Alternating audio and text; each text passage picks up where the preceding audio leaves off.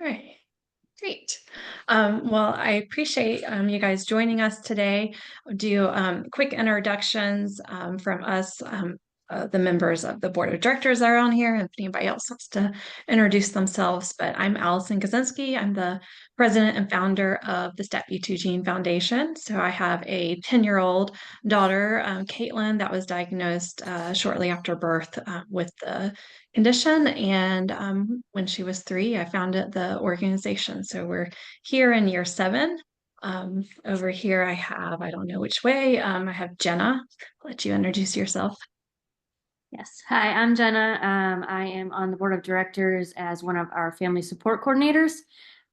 So I am here for moral support because awareness and fundraising very much intertwines with the work that we do for family support.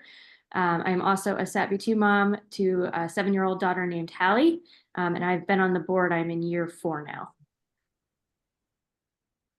Julie. Hi, Stephen. Hi, Courtney. And hi, everybody. I'm Julie Hamburg.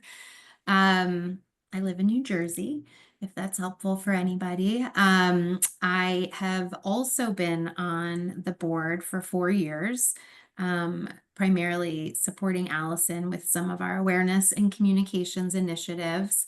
My daughter Lila is 11 now, and she was diagnosed with SATB2 when she was 3. So we're sort of a little bit further along in our journey, and yes, I have been happy to support the foundation and try to raise awareness and spread the word and get to know all of you. So we're happy to have you here today. Rachel, I don't want to put you on the spot if you want to. I'm here. Hi, I'm Rachel. I'm also on the board of directors. I'm secretary and co-direct family support with Jenna. I have a 6.5-year-old named Lincoln.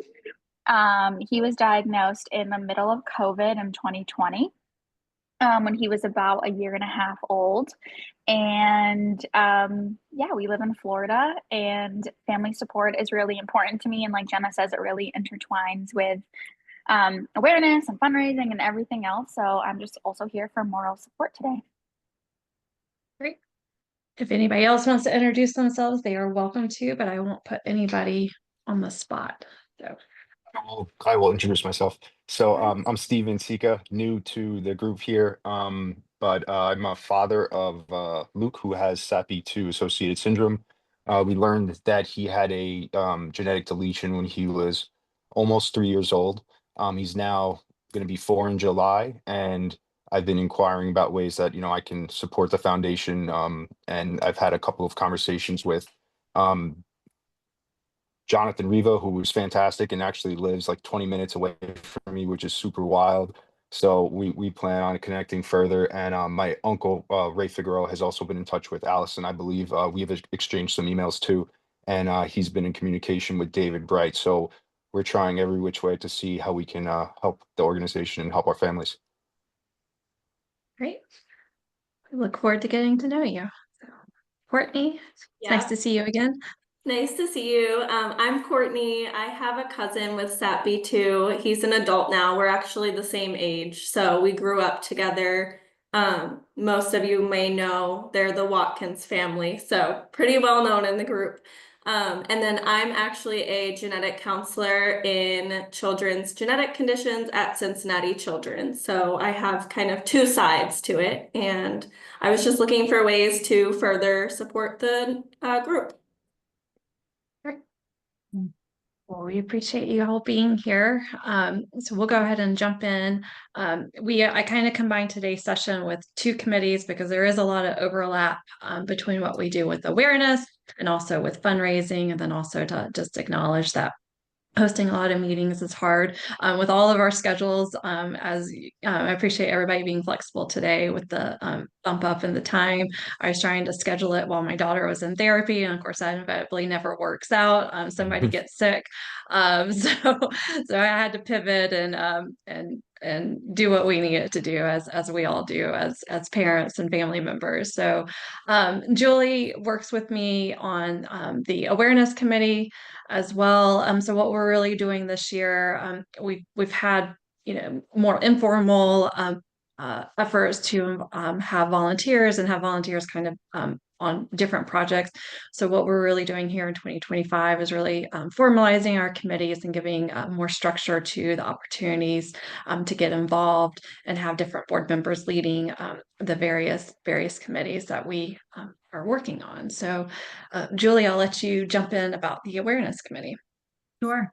And I think I will just say, just kind of building on what Allison said before, how things are today, it doesn't necessarily mean they need to be in the future, right? So we're really looking forward. Part of this exercise and getting you all involved is to continue to build and improve what we're doing and how we're doing it. So I'll kind of walk you through current state.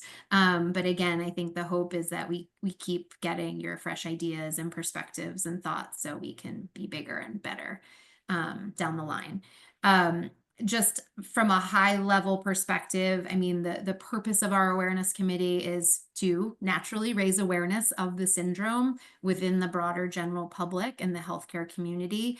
And we want to just raise visibility, but we also want to help families, right? We want, as families come in and they're new to the diagnosis and there may be a little overwhelmed or lost or confused or not sure of next steps, we want to also be a resource to them and make sure that they have the tools and information they need to sort of spread the word among their own communities. So that's a big piece of, I think, what we're trying to do and what we have been doing. In terms of like the core pieces of our work, and I think where we could use your help, we do a lot of awareness campaigns, which we'll talk about in more detail. As I mentioned, we're really trying to continue to build our educational and advocacy resources. We have previously had these like symptom specific resource sheets that fall under that category of educational resources. And then we want to know, like, is what we're doing helping? What's the impact? What's the reach? How can we, improve engagement with our newsletters, let's say, or how can we make sure that more people are visiting our site or responding to our social media posts? So a lot of it is trial and error along the way. Next slide.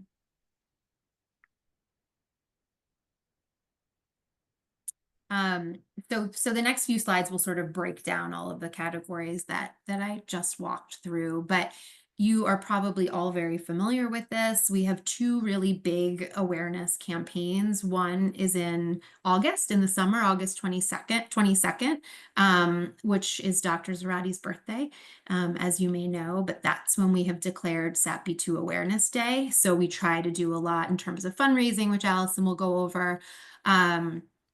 And just generate, sales on our t-shirts and make sure people are going out into their communities and spreading the word.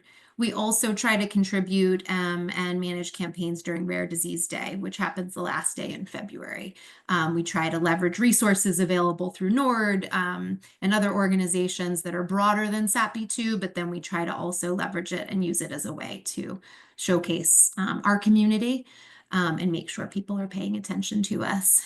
In terms of what we would hope you would be able to help us with is we always try to create a theme around our awareness day that ends up informing the t-shirts that we create and the messaging that we use on our website or in social media. And so any fresh ideas to help us get to that point would be really awesome. We also know that and I can speak for myself, like hearing other people's stories is a really important way to connect, right? To feel like you're seen, to not feel so isolated, to better understand the community. And so we're always trying to solicit new stories about people who are new to the diagnosis, showcase different parts of the journey, right? I know you said, Courtney, your cousin is an adult with SATB2. So talking about the 4-year-old Stephen, but also talking about what life looks like with SATB2 at an older age is important too. We try to feature some of those stories on social media. So a lot of times we're working with our team to create graphics and to draft those stories. So there is some messaging. And then we take that content and we put it on social media, as I mentioned, and just try to distribute it more broadly. And then similarly at a local level, we want to make sure we're having materials that people can distribute maybe at their coffee shop to raise awareness or to fundraise, or maybe at their schools. Next slide. Educational and advocacy resources. So this is really, we're still in the early phases of trying to perfect and build upon this, but we have created over time just some backgrounders, toolkits, information that, as I mentioned earlier, we can hand to people who are new to the diagnosis, that people can use when they go to their dentists or their primary care doctor, their pediatrician, to say, here's some background on the syndrome. Next slide. And then falling within the same lines, these symptom-specific resource sheets. So this is a work in progress, and we're actually in the process of hopefully revising these sheets now. But we really do want to just expand the toolkit of offerings for families so they have everything they need to have conversations with their clinicians, with their communities, and with their schools. I would just add in right here, this has become a priority project based on a grant that we received in December. So part of the funding from this particular grant is to redevelop these, really kind of streamline the information, and then also to translate them into a few of the key languages within our community as well. So we'll learn how to advance there. Mm-hmm. And then, as I mentioned earlier, I think, and this is why we have you all on the call, and we're hoping you'll join in our mission and our work, is we know we can grow, we know we can do better, and we just need to figure out how. So I think a lot of our work is doing some analysis. This mostly falls on Allison's plate, so I'm sure she would welcome others' help to see what's working and what's not, what's resonating within our community, where is there need that we're not filling, where are there opportunities and interests among our families, and again, how can we better connect with them? And that goes, from online communications to offline communications and resources. So we're always trying to get better.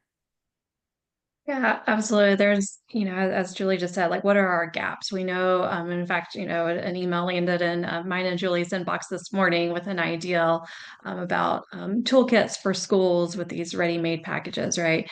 They're all great, right? But we need more. We need more hands to develop these materials and get it written. The awareness also falls under as there's a wide range of social media that we use. It's really our key way of getting our information out to our community in a timely manner without bombarding everybody's inbox all the time.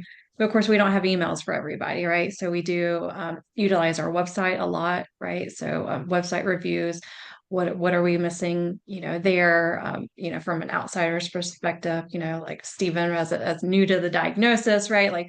What maybe what was great, what could we improve? And like I said, always, just our newsletter writing and contributions in a lot of different ways. So we're always open to ideals and hands to develop those ideals and actually put them forth. So are there any questions on the awareness before I move over to the fundraising? Like I said, there's a lot of kind of overlap, but want to pause for a quick moment if needed.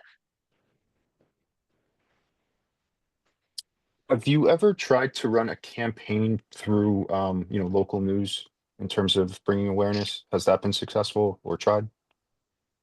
We've had various families do that on their own, of course, right? So in the past, like with Awareness Day, we have helped to write press releases that our families could tweak and then send out. But it's not been something that we've done on a larger effort. I know my local area has featured me a couple of times here and there, right? So, but it would then go back to how do we empower those families to tell that story, and was there again the ready-made materials to help them with that, and so. I do think that's a great idea to see if we can down the line create some sort of template that people could use. Allison was great years ago.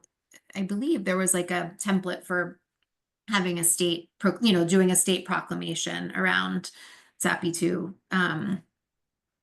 Awareness Day. And so I know that I believe there was some media coverage when different states declared it SATB2 Awareness Day. So that's also an opportunity to create some press. But Yeah, I actually have one of my very best friends is an anchor for ABC News in the city in New York. So that's where I live, and he could probably have a pretty good amount of reach. So if it's something that you would like me to inquire about, especially as we get closer to that August 22nd SAPI2 Awareness Day, maybe we can come up with something that I can pitch to him. And I know he would do everything in his power if he's able to do so.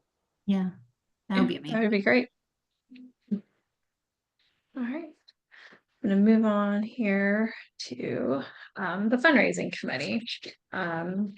And so of course the purpose, right, of our fundraising committee is to raise the funds and financial support for our missions and programs.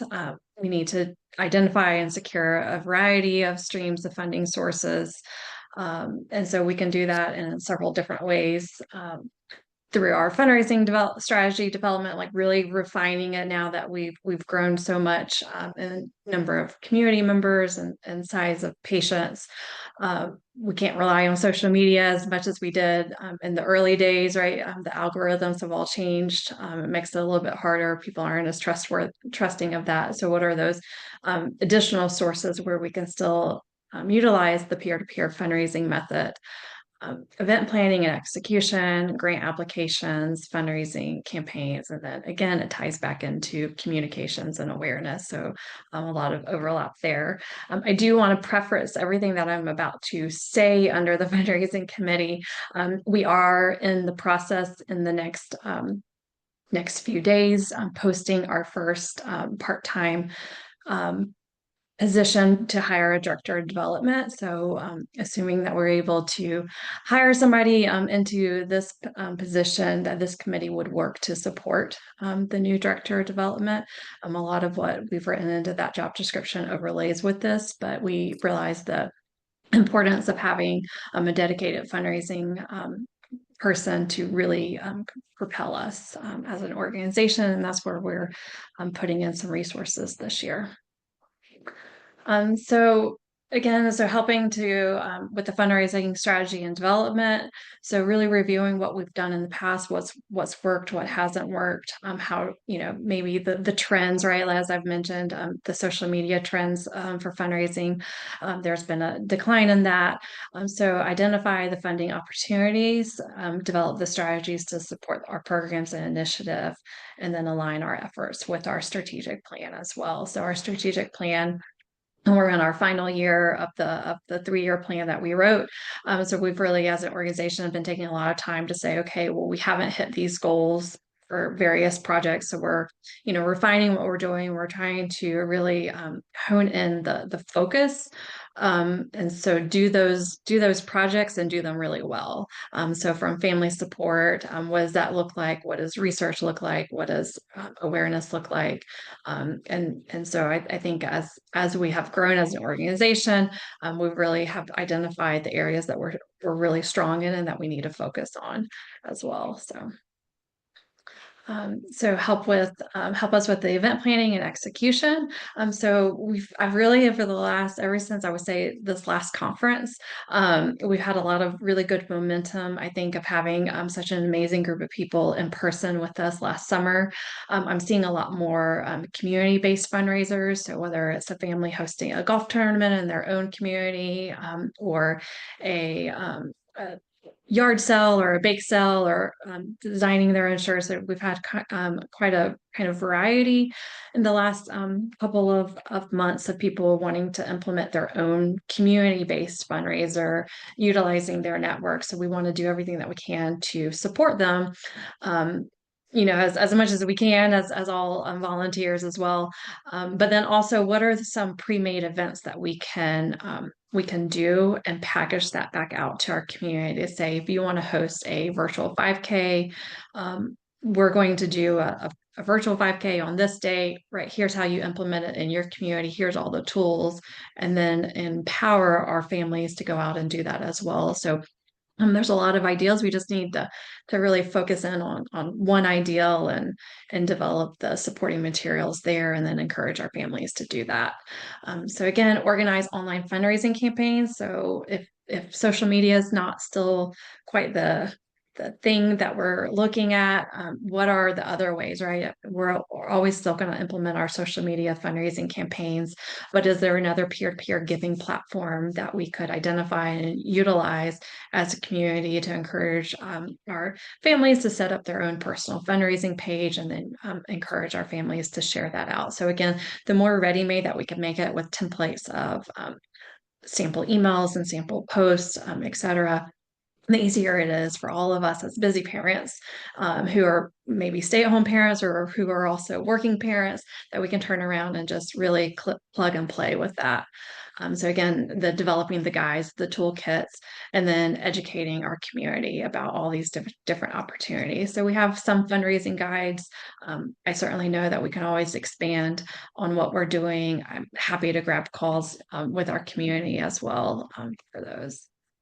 So grants, as I mentioned just a few minutes ago, we had a wonderful $10,000 grant that we got in December to support some of our family support programs and the symptom-specific toolkits or sheets that we're working on. But helping to identify new grant sources, right? And then preparing those applications. Grants aren't always easy to write. Obviously, the more money you're asking for, the more complex of a grant application it takes. But there's also just so many opportunities, and I can't scour the internet fast enough to find them. And then with time limitations, sometimes I have to say, well, I don't think our chances are super great there, so we're going to focus on this grant instead of this grant. But just really identifying those opportunities to fit into funding opportunities for existing programs. To help us with fundraising campaigns and initiatives, as I kind of cross over from what I just said. So launching fundraising campaigns, so crowdfunding, peer-to-peer. We do a year-end mailer as well, which serves as both our holiday card and our year-end ask as well. We have a lot of families that are very successful with corporate and workplace giving. So really identifying and educating the community too. A lot of people don't realize that the opportunity is available for matching gifts through their employer for their donations.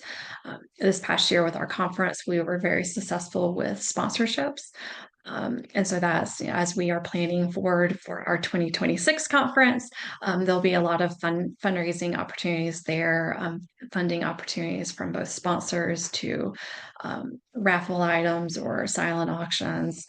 And then really just expanding our donor engagement, right? So helping us to speak to other families or speak to our own networks, right? We all as parents probably have a network where we can seek and ask for additional donations as well and engage those donors.